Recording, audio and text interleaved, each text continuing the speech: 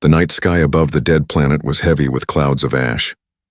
The human ship cut through the air, its engines low, glowing faint against the darkness. The world below had once been alive, green with forests and full of voices. Now it was nothing but ruins, broken towers, and black sand stretching to the horizon. The human, Captain Elias, stepped out of his ship. His boots pressed into the dust, leaving marks that the wind quickly erased. He had traveled far across empty space and now stood on this forgotten world. He expected silence. He expected nothing. But what he found was something he never imagined. A sound carried through the wind. Not the cry of an animal. Not the rustle of broken metal. It was a voice. A weak, trembling voice. "Help me, please." Elias froze. His heart thumped hard. He was alone, at least he thought he was. His hand touched the side of his blaster, though he did not draw it yet. He looked around, eyes sharp, trying to see through the shadows of ruined walls. Then she appeared. From the darkness of a broken archway, a figure stepped forward. She was tall, her skin pale with a strange silver shine. Her clothes were torn, covered in dust and ash. She looked half-starved, her arms thin, her steps unsteady. Her eyes, large and glowing faint blue, locked on him with desperation. She raised her hand slowly, as if to show she carried no weapon. Her voice shook as she spoke. "My children," she whispered. "My children haven't eaten for days. Feed them and I'll be yours forever." The words pierced the silence. Elias felt a chill run down his back. He had heard many things in his travels. Warnings from traders, stories from soldiers, whispers from old explorers. But never this. Never an alien mother begging for food, promising herself in return. He studied her closely. Was she a trickster, a hunter? Or truly what she claimed, a mother with starving children? Her face showed pain, but behind it was something else, something he could not read. Elias did not answer. He took one step back, his instincts alert. "Who are you?" he asked. His voice was steady, though inside his chest his heart beat faster. She swayed on her feet, almost falling, then caught herself. "I am no enemy," she said. "I am the last of my kind. My people are gone. My children are weak. Please, human. They will die if you turn away." The human's eyes narrowed. He remembered the rules of survival in deep space. Trust no one. Help no one. Stay alive. Too many times desperate voices had led travelers to their deaths. He could not forget the warnings. Never trust a hungry alien. Hunger makes monsters of us all, but still, her eyes held him. He felt the raw fear in her voice. The wind carried her words again. "Feed them, and I'll be yours forever. Forever." The word echoed in his mind. Did she mean loyalty? Servitude? Or something darker? Elias scanned the area. Around him ruins stretched like broken bones of a dead city. Shadows shifted in the corners, though maybe it was only the wind. Or maybe not. His hand rested firm on his weapon, but he did not raise it. He needed to decide. Run back to his ship and escape? Or follow her and see the truth? Her steps wavered as she came closer. Then she stopped a few meters away. Close enough for him to see the marks on her arms, long claw scratches half-healed. She had fought something. Or someone. "You are alone," she whispered. "I can see it. I can feel it. You think no one needs you, but I need you. I children need you." The word struck him harder than he expected. Yes, he was alone. He had been traveling without crew for many months, carrying only silence as company. To hear another voice, alien or not, stirred something inside him. But suspicion never left his mind. "If I go with you," Elias said, his voice low, "and if this is a trap, you will not live long enough to regret it." Her eyes did not blink. Instead, tears gathered in the corners, glowing faintly in the blue light of her gaze. "I have no trap, only hunger." For a moment, silence pressed between them. Only the wind moved, carrying dust across the empty ground. Elias took a deep breath. The planet was dead, but maybe not all of it. Maybe hidden beneath the ruins, something still clung to life. Something dangerous, or something desperate. He looked at her one last time, then gave a single nod. "Show me." The alien woman's shoulders dropped with relief. She turned slowly, her steps weak, and gestured for him to follow. The human hesitated, then stepped forward. His boots crunched on the ash, and the ruins seemed to close in around him. Each shadow felt alive, watching, waiting. He did not know if he was walking into danger or destiny, but one thing was certain. The words she had spoken would not leave his mind. "Feed them, and I'll be yours forever." The ruins swallowed their footsteps as Elias followed the alien woman. The wind howled through broken stone towers, carrying whispers that sounded almost like voices. The planet felt alive, though lifeless at the same time, as if it remembered the people who once lived here. Elias kept his blaster close. He walked carefully, scanning the shadows. Every step felt heavy. He wanted to trust no one, yet something about her, the way she moved, the way her voice cracked, kept him from turning back. Her pace was slow. Her body shook with weakness, and twice she nearly fell, but each time she pushed herself forward as if some invisible chain pulled her toward her children. Finally, Elias broke the silence. "What happened to your people?" She did not look at him. Her voice came low, almost lost in the wind. "We were strong once.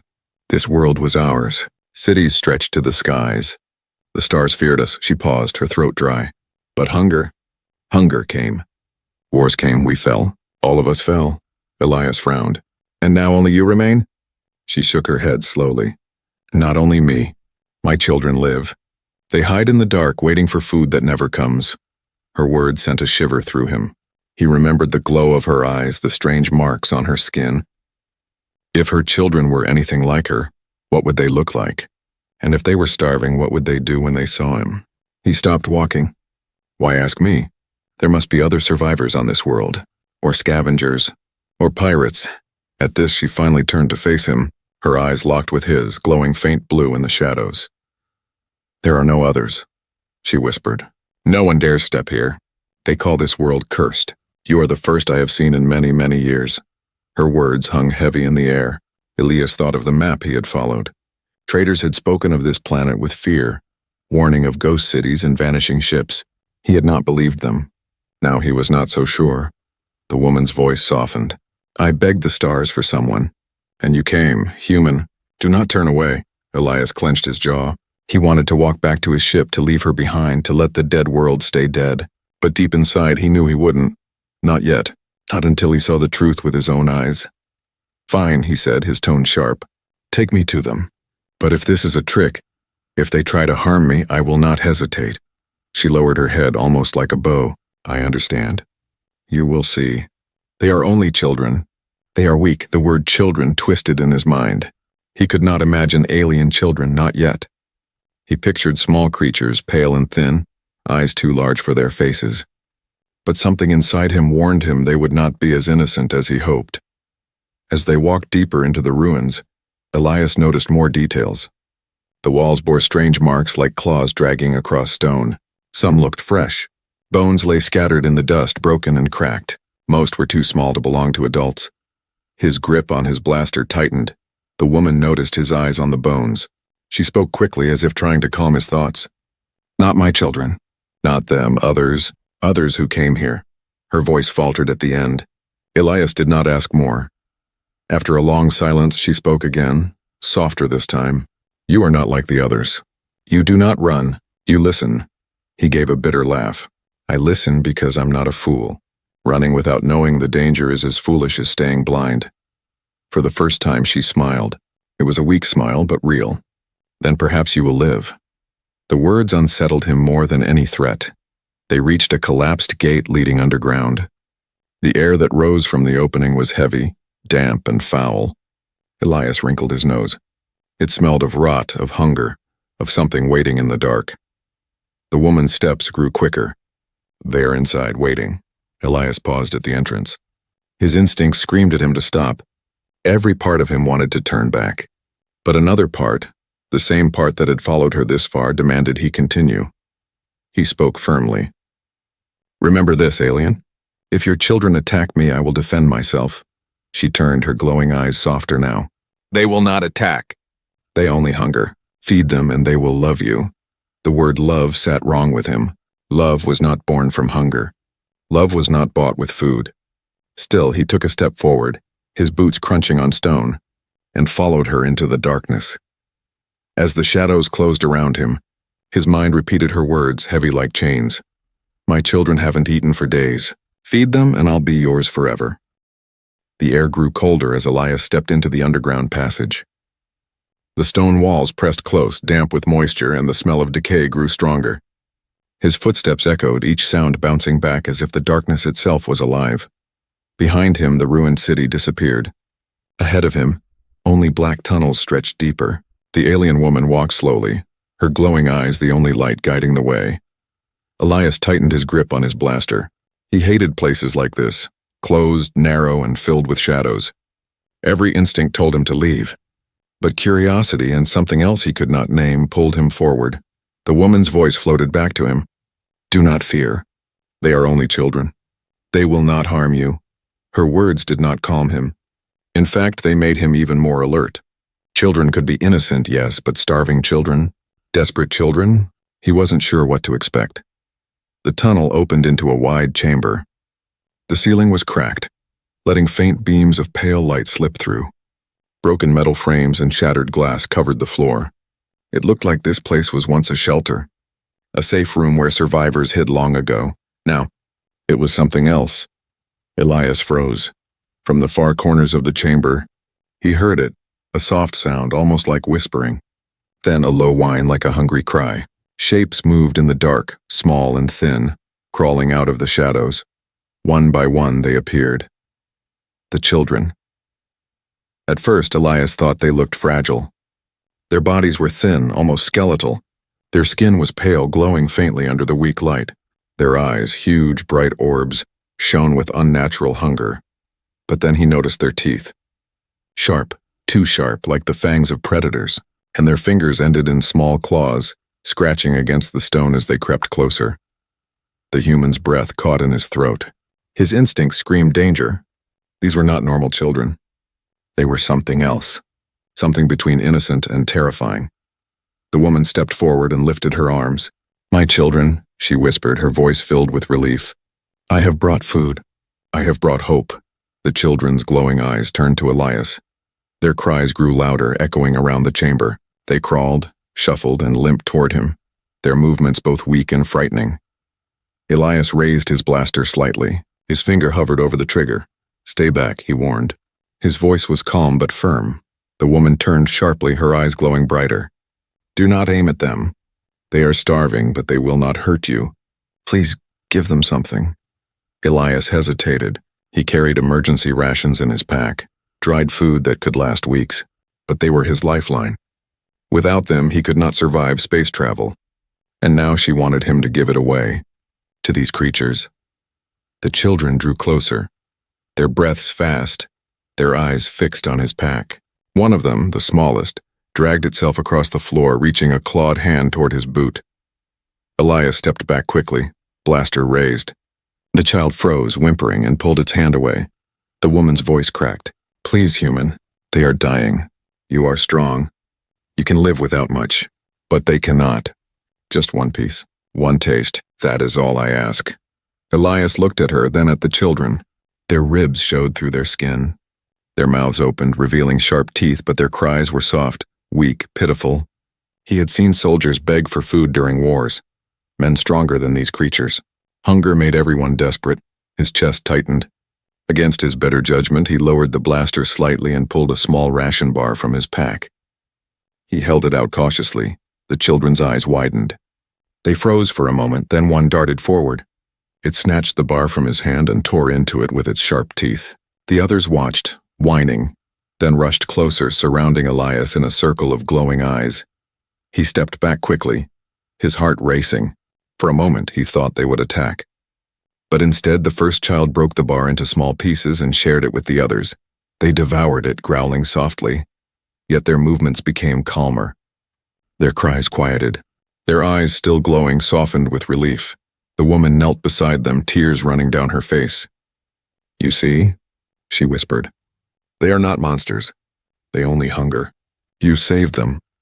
Elias kept his blaster ready, though his hands trembled. The sight of them eating was unsettling. Too animal, too wild, but the way they calmed afterward gave him pause. The smallest child, the one who had first reached for him, crawled closer again. This time it did not grab. It simply looked up at him, eyes wide, glowing faint blue. Then slowly it touched his boot with its claw, not scratching, just resting there. Elias froze, staring down. The touch was light, almost gentle. For a second he felt something strange, like trust. But deep in his mind, one thought repeated. They are changing. Every bite makes them stronger. He pulled his foot back and the child whimpered softly. The woman stood, her eyes on him. You see now, she said. You are the one we needed. With you, they can survive. With you, they can rise again. Elias felt his stomach twist. Her words were heavy, filled with hidden meaning. Rise again. What did she truly mean by that? He looked at the children, their glowing eyes watching him, their sharp teeth dripping with crumbs of his ration bar. For now they were calm. For now they were weak. But hunger had power.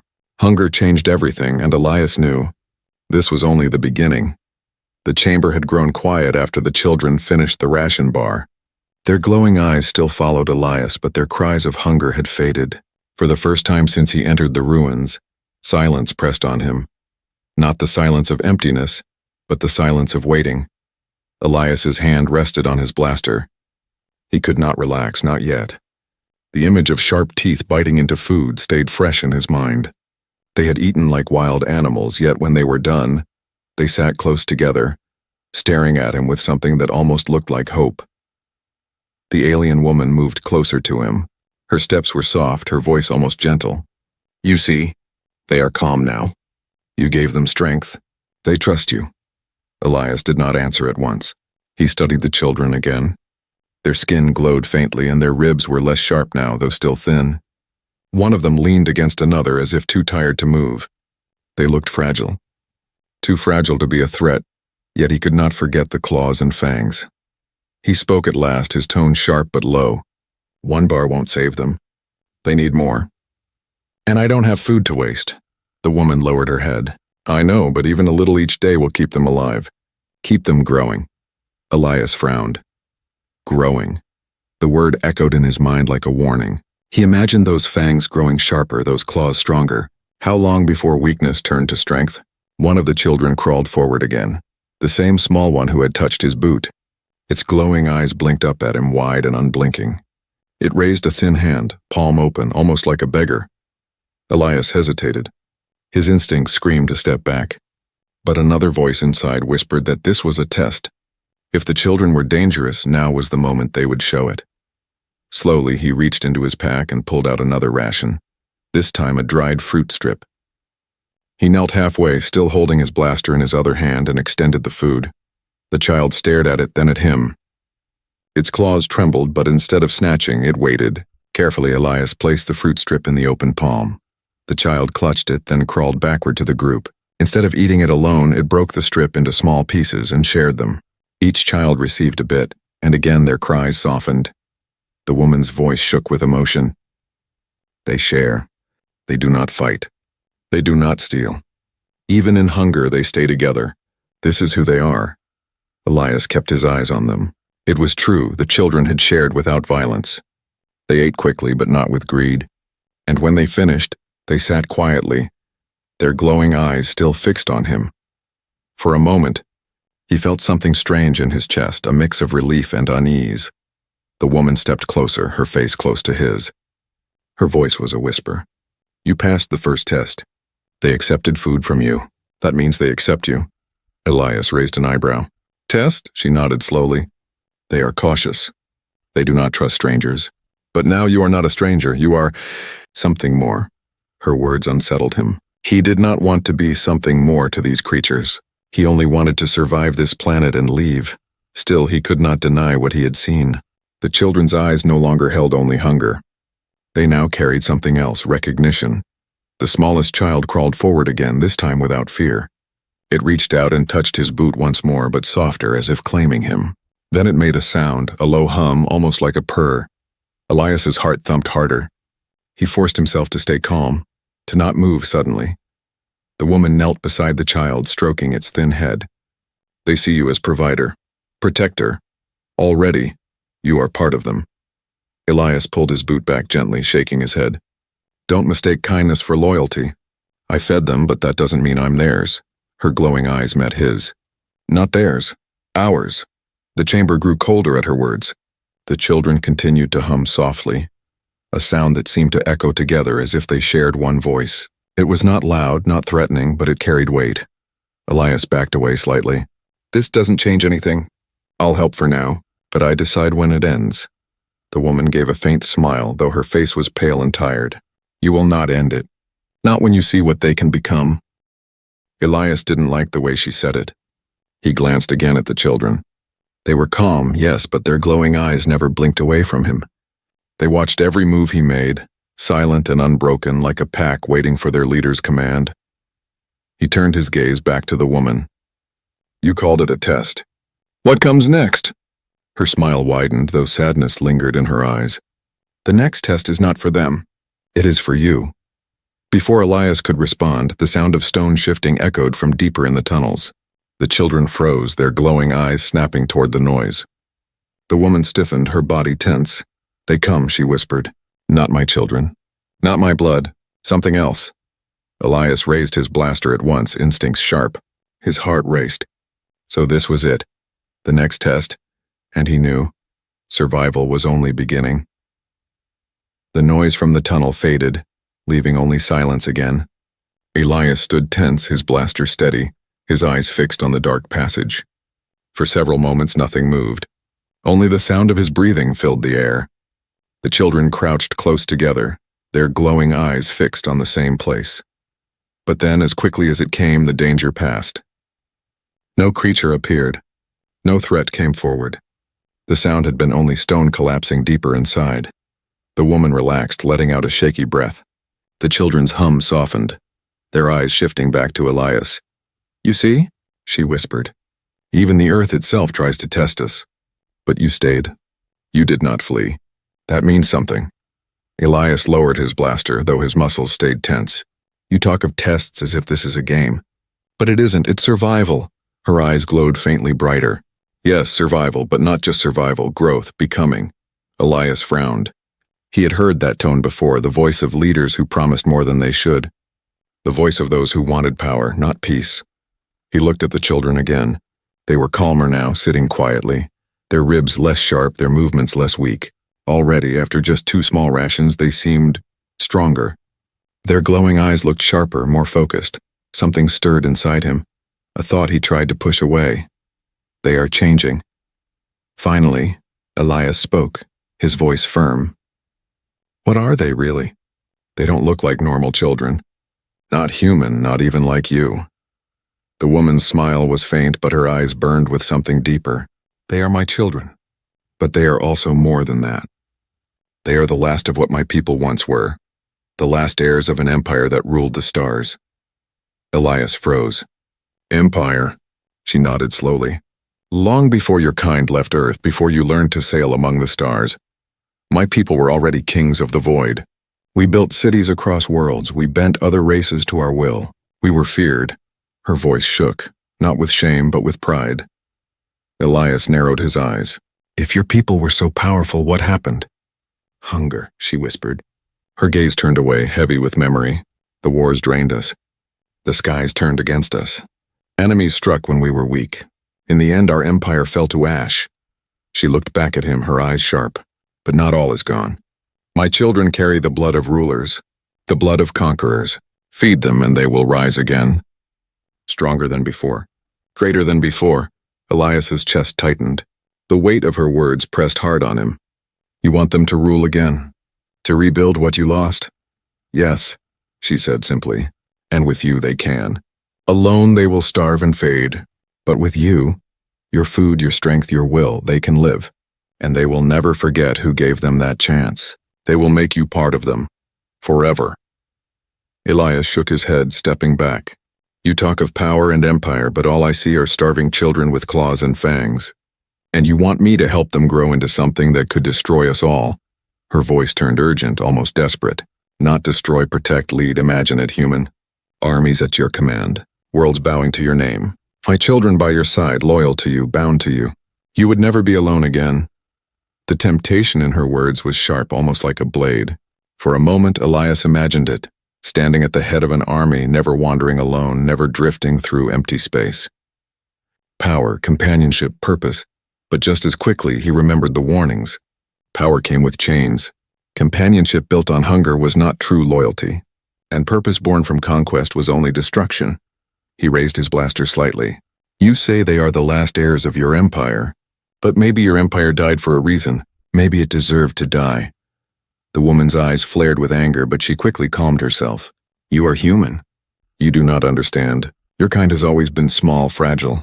You wander, you fight, you survive, but you do not rule. My children can give you what your kind has never had. Eternity. Her words echoed in the chamber. The children shifted slightly, their glowing eyes unblinking as if they understood every word. Elias stared back at them, his mind a storm. They had shared food with each other. They had touched him gently. They looked fragile, even innocent at moments. But deep inside, he felt the truth pressing against him like cold steel. These were not simply children. They were seeds, seeds of something far larger, far darker. Finally, Elias spoke. His voice was steady, but his hands were tight on his weapon. If they rise again, it won't just be your world that changes. It will be every world, every star, and humanity will not be safe. The woman tilted her head, her faint smile returning. Safe? No one is safe in this universe. But with them, you will not need safety. You will have power. That is greater. Elias's stomach twisted. He could feel the path before him splitting into two roads. One led to escape, leaving her and the children behind to die. The other led to feeding them, keeping them alive, watching them grow into whatever they were meant to become. And though he hated to admit it, he knew both paths were dangerous. The children's glowing eyes stayed on him, silent, waiting. The truth had been revealed. Now the choice was his. Elias could not sleep that night. The underground chamber was silent except for the faint humming of the children. They did not speak, not in any language he knew. But their low, soft sound filled the air like a steady pulse, as if they all shared one voice. It was not loud. It was not harsh, but it pressed on his mind like a drumbeat he could not ignore. He sat against the cracked stone wall, blaster across his knees, eyes fixed on the woman. She rested near the children, her body frail, her arms wrapped around two of the youngest. Her glowing eyes never closed. Even when her head lowered as if to sleep, Elias felt her gaze on him. He looked at the children again. Hours had passed since they last ate, but they no longer whimpered. They simply stared at him as though waiting for his next move. Their eyes glowed faintly in the dark, steady, unblinking. Elias clenched his jaw. He knew what was happening. They were no longer just hungry creatures. They had begun to see him as something more. Provider, protector, maybe even master. And that was the danger. He remembered her words. Feed them, and they will rise again. He imagined what rising would mean. An army of glowing-eyed beings stronger than humans, faster, sharper, with teeth and claws built for survival, a new empire spreading across the stars, and him caught in the middle of it. His mind whispered, if you keep feeding them, you may doom your own people. But another voice inside him asked, if you let them starve, aren't you killing children? The conflict twisted in his chest like a knife. The woman stirred. She stood slowly, her movements weak, and crossed the chamber to him. She knelt, her glowing eyes closed, her voice soft but sharp. You are thinking of leaving, she said. It was not a question. Elias's grip on his blaster tightened. I should. If I stay, I may bring danger to my people. Her voice lowered to a whisper. Your people left you long ago. I can see it in you. You travel alone. No crew, no family. No home. Her words cut deep because they were true. Elias had been alone for too long. He had left Earth behind, left stations, left soldiers, left everything. Out here in the black, he was only a wanderer. The woman leaned closer. But here you are needed. My children need you. I need you. Without you, we die. With you, we live, and more than live. We conquer. Her last word echoed in the chamber like thunder. Conquer. Elias's eyes narrowed. And what happens when you conquer? What happens to my people then? She smiled faintly, almost sadly. Your people will bow, but they will bow to you. You will not be their enemy. You will be their ruler. The temptation was heavy, pressing down on him. A lonely man offered power. A wanderer offered loyalty. A soldier offered an army, but he shook his head. Ruling through fear is no future. I will not trade humanity's safety for my pride. The woman's smile faded. Her voice grew sharper. Then what will you do, human? Walk away? Let children starve before your eyes? Can you live with that? Elias looked at the children. They stared at him, silent, glowing, waiting. Their small bodies were frail, their skin thin, their movements weak. But their eyes were filled with something ancient. He remembered the smallest one, the one that had touched his boot gently. It had not attacked. It had not bitten. It had only reached out. A fragile gesture, almost human. His chest tightened. Could he really walk away? Could he leave them to die? The silence stretched, heavy with his indecision. Finally, Elias spoke. His voice was low, filled with steel. If I help them, it will not be to build an empire. It will be so they can live, no more than that. The woman tilted her head, studying him. Then she gave a small, strange smile. You think you can choose. But once you feed them, the path is already written. Her words sent a chill through him. Was she right? Was every choice already leading him down one road toward their rise, toward conquest? The children hummed again, louder this time. Their voices blended together, soft but full of energy, like a storm building in the distance. The sound wrapped around him, filling his chest, pulling at his thoughts. He shook his head and stood, pacing the chamber. He could feel the weight of the decision pressing harder each moment. Leave and live with guilt. Stay and risk disaster. No matter what, it was dangerous. Finally, he turned back to the woman, his blaster steady in his hand. Tomorrow, he said. Tomorrow I decide. For now, we rest. Her eyes glowed faintly brighter, as if she already knew his answer. Rest then, she whispered. But know this, the children dream of you already.